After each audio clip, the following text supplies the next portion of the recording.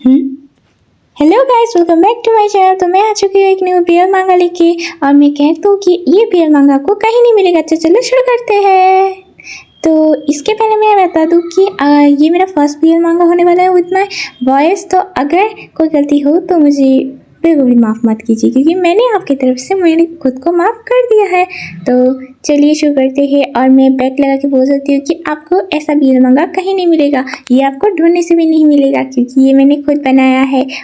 तो कहानी के शुरुआत में हम एक लड़के को देखते हैं जो कि पानी में होता है, और हम देखते हैं कि कोई उसका नाम पुकार रहा होता है, और उसका नाम है दैशरो। और वो अपनी आंखें खोल के देखता है कि एक मरमैन उसकी तरफ आ रहा है। मरमैन मतलब एक चल पड़ा।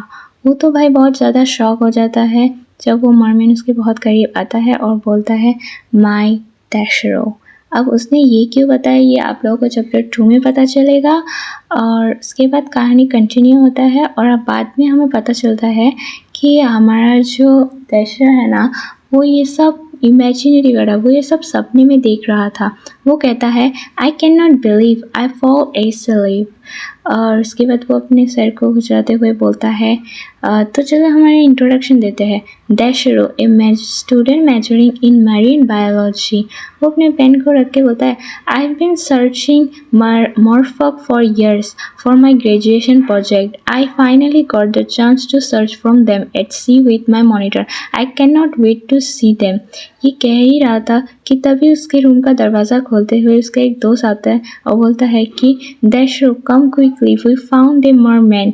ये सुन के तो भाई दैशरो तो भाई उसे पात्ता भी नहीं देता, इग्नोर करके वो बाहर की तरफ भाग के चला जाता है।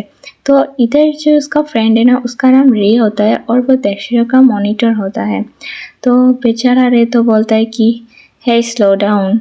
फिर हमें दिखाया जाता है कि बहुत सारे कोवर्कर काम कर रहे हैं और वो एक दूसरे को बोलते हैं good it's confuse by the shark एकेट। Now bring in the net carefully slow down prepare the anesthetic. The only morphic humans have discovered is the Indian Ocean red-tailed merman, but this one is different. It has a black tail. इसका मतलब बोल रहे हैं कि ये वाला जो merman है पहले के वाले से बहुत ही ज़्यादा अलग है। उनका टेल ब्लैक कलर का है और उसमें रेड कलर की कुछ मार्क्स है। ऐसा लगता है कि वो ब्लेड में खून के जैसा दिखता है। In the reflection of water, it shimmers an icy blue. A red fangs adorn the tips of its tail like blood spilling on a sharp blade. फिर दैशरो बोलता है This is a nightmare band merman. Drag. Okay, slow down. The legendary nightmare morphoc is said to be extremely dangerous. It is said to have a strange power and can even bring unimaginary misfortune. इसका मतलब ये लोग बोल रहे हैं कि ये जो नाइट मॉर्फॉक है ना, ये बहुत ही ज़्यादा पावरफुल होते हैं और ये मिसफॉर्चून भी ला सकते हैं। However, to me, morphocs are a temptation bordering on death. ये सोचते हुए दैशरो उस मरमैन के पास जाता है। वो झुक के उसके टॉर्च से उसे देख ही रहा है और वो सोचता है कि भाई वो कितना सुंदर है। वो बोलता है व्हाट ए हैंडसम फेस। वो अपने टॉर्च को सही करता है और वो और भी उसे अच्छे से एग्जामिन करने लगता है। और वो एग्जामिन करते करते तो भाई वो ठकरी निकला भाई। If not for the tail and point ears, he would look just like a human. वो दैशरो सोचता है कि अगर उसका पूंछ, टेल और उसके पॉइंटिंग एयर ना होते तो वो एकदम एक इंसान के जैसे लगता। फिर वो देख के रहा था कि उसके shells, this shells full cold and smooth unlike those of the fish. It almost feel like the text of human skin. और फिर वो दैशरो उसे और भी ज़्यादा एग्जामिन करने लगता है। It seems that their anatomy resembles that of diploids, in which the reproductive organs are only visible during reproduction. I wonder if their organs are similar to those of humans.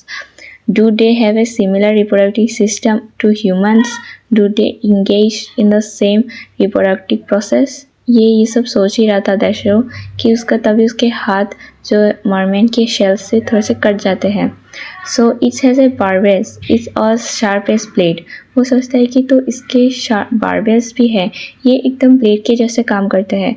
और फिर दैशरो का जो blood है वो 2 बूंद या 3 बूंद शायद फिर वो उस मरमैन के शेल पे पूंछ पे गिरता है, टेल पे गिरता है। और सडनली वो मरमैन जाग जाता है, जाग के हमारे दैशरो के ऊपर अटैक कर देता है। कोड टू वर्ड, वो it's case it's clear seems me as a prey. Daishiro बोलता है कि इसकी आंखें, नजरें, ऐसा लगता है कि ये मुझे एकदम एक शिकारी के जैसे सोचता है। फिर वो लोग आई कांटेक्ट करते हैं और इसी के साथ हमारा चैप्टर 2 कंप्लीट हो जाता है। और हमारा दैशरो सोचता है कि ये बहुत ही अलग दिखता है। मतलब भाई तुम देख ही सकते हो हमारा जो टॉप है वो कितना सुंदर है भाई, वो दिखने में एकदम मतलब अच्छा लगता है दिखने में, मुझे इससे प्यार हो गया।